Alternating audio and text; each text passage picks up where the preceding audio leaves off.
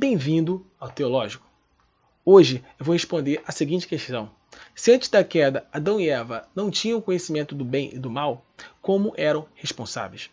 Essa é uma excelente questão. Para respondê-la, precisamos lembrar primeiro que as Escrituras Sagradas foram escritas há muito tempo atrás, num contexto muito diferente do nosso e que não foram escritas em português. Elas foram escritas em hebraico, aramaico e grego, e toda tradução gera uma perda de informação. Inclusive, existem palavras nessas línguas que não possuem equivalentes em português. O estudo sério da Bíblia precisa levar em conta o texto original, buscar as posições dos especialistas, se possível, você mesmo buscar o seu próprio conhecimento nessa língua original e também levar em consideração o contexto tanto histórico quanto textual. Para resolver essa questão, então, precisamos entender o que significa conhecimento do bem e do mal no texto. Em português, à primeira vista, pode parecer que é sinônimo de conhecimento do certo e do errado, mas vamos ver o que o contexto nos diz.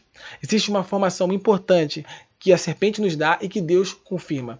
Em Gênesis 3:22 diz: Então declarou Yahvé Deus, eis que agora o ser humano se tornou como um de nós, conhecendo o bem e o mal. Que tipo de conhecimento é esse que o homem obteve que o fez como um Deus? A onisciência não pode ser, pois pressupõe características que não eram humanas e nem passaram a ser, como a atemporalidade e a onipresença.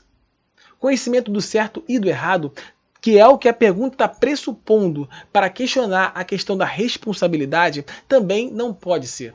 Porque o que é o conhecimento do certo e do errado, senão o conhecimento das regras? Regras estas que foram claramente reveladas por Deus a Adão e Eva. Então, o que é esse conhecimento do bem e do mal? O conhecimento do bem e do mal da fruta proibida era um conhecimento que eu chamo de moral egocêntrico.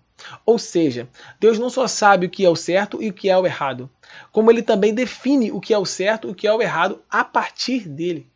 O homem, ao comer do fruto, passa a não ter mais Deus como parâmetro de certo e errado, mas ele se torna o seu próprio parâmetro de certo e errado.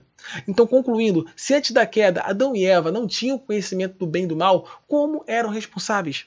Esse conhecimento do bem e do mal não é sinônimo de conhecimento do certo e do errado. Adão e Eva sabiam o que podiam e o que não podiam fazer. Eles são sim responsáveis.